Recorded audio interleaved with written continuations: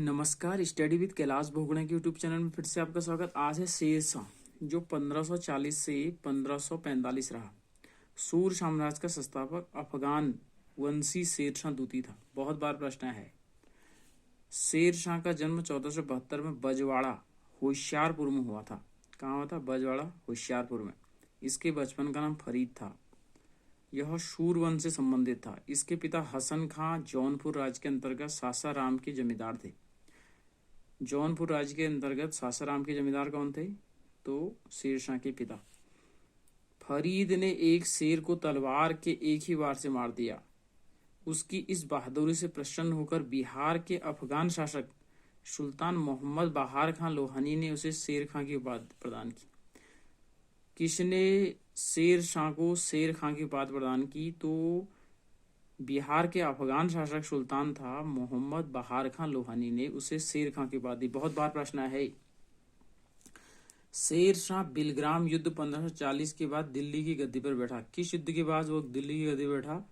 तो बिलग्राम, जिसे कन्नौज युद्ध भी कहते हैं। शेर शाह की मृत्यु कालिंजर के किले को जीतने के क्रम में 22 मई 1545 को होगी। मृत्यु के समय उसका नाम का आग्नेयास्त्र चला था। मतलब जिस समय किसकी मृत्यु उक्का नामक आग्नेयास्त्र के कारण हुई? तो शेरशाह। कालिंजर का शासक कीरत सिंह था। शेरशाह का मकबरा सासाराम के झील के बीच ऊंचे टीले पर निर्मित किया गया है। रोहतासगढ़ किला एक कोहना दिल्ली, ये दोनों कहाँ है? रोहतासगढ़ का किला शेरशाह सूरी ने बनाया। किला एक कोहना मस्जिद तो दिल्ली में है। किसने बनाया? शेरशाह ने। नामा मस्जिद का निर्माण शेरशाह ने करवाया। शेरशाह का उत्तराधिकारी उसका पुत्र इस्लाम शाह था। इस्लाम शाह किसका उत्तराधिकारी था? तो शेरशाह का। शेरशाह ने भूमि की माप के लिए 32 अंक वाला सिकंदरी गज या सन की डंडी का प्रयोग किया। किसने भूमि की माप के लिए 32 अंक वाला सिकंदरी गज या सन की डंडी का प्रयोग किया? तो शेरशाह सूरी। शेरशाह ने 178 ग्रेन चांदी का रुपया तथा 380 ग्रेन तांबे का जीतल चलवाया। बहुत ही तांबे का दाम चलाया। ये प्रश्न बहुत बार आया है कि चांदी का रुपया किसने चलाया? शेरशाह ने। तांबे का दाम किसने चलाया? शेरशाह ने। लेकिन इनका ये भी आता है माप कितना था? तो 380 ग्रेन तांबे का दाम था, 178 ग्रेन चांदी का था। शेरशाह ने रोहतासगढ़ के दुर्ग और कन्नौज के स्थान पर शेरसू नगर की स्थापना की। शेरशाह के समय पैदावार का लगभग 1/3 भाग सरकार लगान के रूप में वसूल करते थे। कितना? 1/3। कबूलियत और पट्टा प्रथा की शुरुआत किसने की? वेरी वेरी इंपॉर्टेंट, लिख लेना इसको। कबूलियत और पट्टा प्रथा की शुरुआत किसने की? शेरशाह सूरी ने। शेरशाह ने 1571 में पाटलिपुत्र को पटना के नाम से पुनः स्थापित किया। किसने 1541 में पाटलिपुत्र को पटना के नाम से पुनः स्थापित किया? शेरशाह। शेरशाह ने ग्रैंड ट्रंक रोड की मरम्मत करवाई। बहुत बार प्रश्न आया है कि ग्रैंड ट्रंक रोड की मरम्मत किसने करवाई? शेरशाह ने।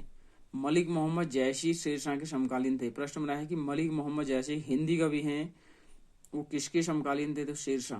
डाक प्रथा का प्रचलन किसके द्वारा किया गया? तो शेरशाह सूरी।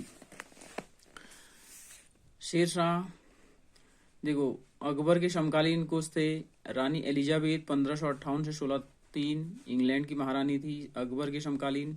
शाह अब्बास 1588 1629 ईरान का था। शाह अब्बास एक लेखक था।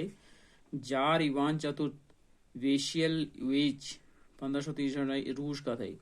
जॉन इवान चतुर्थ बेशियलवेविच ईरान दी टेबलस नामक नाम से कुख्यात था।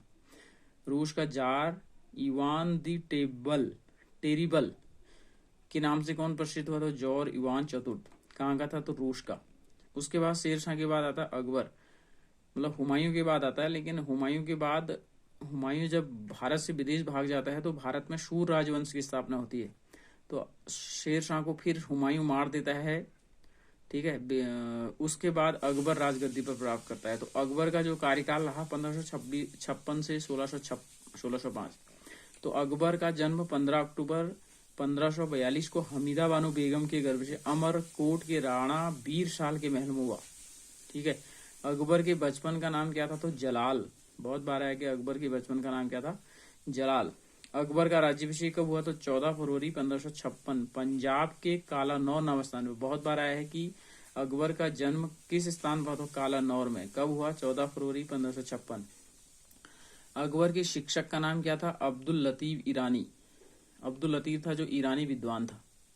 वह जलालुद्दीन मोहम्मद अकबर बादशाही गाजी की उपाधि से शासन में बैठा।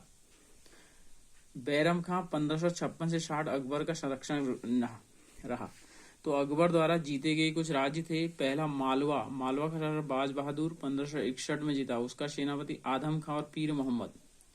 चुनार था अफगानों का शासक 1565। अब्दुल्ला खां को वहां का सेनापति नियुक्त किया। चुनार पर कब किया? 1565। गोंडवाना का शासक था वीर नारायण और दुर्गावती 1567। आशफ खां स्वयं अधीन था, मतलब आशफ खां ने गोंडवान को जीता था। आमेर का राजा भारमल था 1562, स्वीकार कर लिया, अकबर की अधीनता स्वीकार कर ली। मेड़ता जयमल था 1562, शरफुद्दीन को सेनापति नियुक्त किया गया। मेवाड़ उदय सिंह और राणा प्रताप 1568, स्वयं अकबर ने इसको विजित किया था। और साथ में मान सिंह और आशफ खां भी थे। हल्दी घाटी के इन दोनों के बीच लड़ा गया था, मान सिंह अकबर का सेनापति और आशफ खां। रणथंबोर सूरज हांडा 1569, भगवान दास और अकबर ने इसको विजित किया। कालिंजर का राजा रामचंद्र 1569, मजनू खां और काकशा। मारवाड़ का राव चंद्रदेव था 1570, स्वेच्छा से अधीनता स्वीकार करता है। जैसलमेर रावल हरिराय 1570, स्वेच्छा से अधीनता स्वीकार करता है। बीकानेर कल्याणमल 1570 में स्वेच्छा से अधीनता स्वीकार करता है। गुजरात का शासक इंपॉर्टेंट है, मुजफ्फर खां तृतीय था 1571 में। खाने आजम सम्राट अकबर दोनों ने यहाँ आक्रमण किया।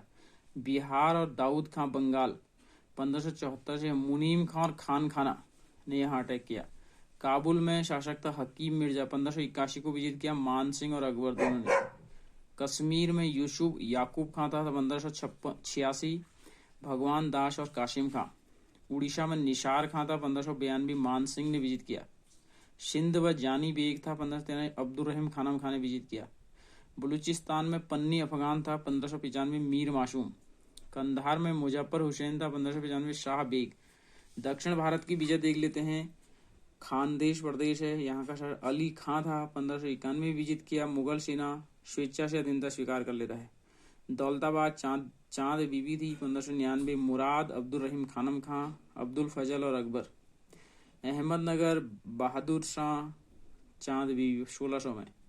अशीरगढ़ मीरन बहादुर 1601। अकबर, यह अकबर का अंतिम अभियान था। बहुत बार आया कि अकबर का अंतिम अभियान का नाम बताओ, तो अशीरगढ़। शासक कौन था? मीर बहादुर 1601। ठीक है। पानीपत की दूसरी लड़ाई, वेरी इंपॉर्टेंट लिख लेना। पानीपत की दूसरी लड़ाई 5 नवंबर 1556 अकबर और हेमू के बीच, जिसमें अकबर विजय हुआ। मक्का की तीर्थ यात्रा के दौरान पाटन नामक स्थान पर मुबारक खां नामक युवक ने बैरम खां की हत्या कर दी। बैरम खां अकबर का संरक्षण था और उसकी हत्या किसने की? मुबारक खां ने। मई 1562 में अकबर ने हरम दल से अपने को पूर्णतः मुक्त कर दिया। बहुत बार प्रश्न में आया, हरम दल से मुक्त कौन शासक हुआ? अकबर। कब हुआ? 1562। हल्दी घाटी का 18 जून 1576 को मेवाड़ के शासक महाराणा प्रताप और अकबर के बीच हुआ। इस युद्ध में अकबर विजयी हुआ। इस युद्ध में मुगल सेना का मान सिंह और आशफ खां ने किया। अकबर का सेनापति मान सिंह था। बहुत बार आया है प्रश्न, हल्दी घाटी का युद्ध कब हुआ? 1576। अकबर विजय। महाराणा प्रताप की मृत्यु 57 वर्ष की उम्र में 19 जनवरी 1597 हो गई। गुजरात विजय के दौरान अकबर सर्वप्रथम पुर्तगालियों से मिला। बहुत बार आया है कि अकबर गुजरात विजय के बाद सबसे पहले किससे मिला? पुर्तगालियों से मिला। यहीं से उसने सर्वप्रथम समुद्र को देखा। गुजरात अभियान को इतिहासकार स्मिथ ने संसार के इतिहास का सर्वाधिक दूरगामी आक्रमण कहा। अकबर के किस आक्रमण को इतिहासकार स्मिथ ने संसार के इतिहास का सर्वाधिक दूरगामी आक्रमण कहा? तो गुजरात अभियान को। ठीक है। तो कल हम अकबर का दूसरा पार्ट लेके आएंगे। बहुत इंपॉर्टेंट है अकबर, यहाँ से प्रश्न बन सकते हैं। तब तक के लिए इजाजत दीजिए। नमस्कार।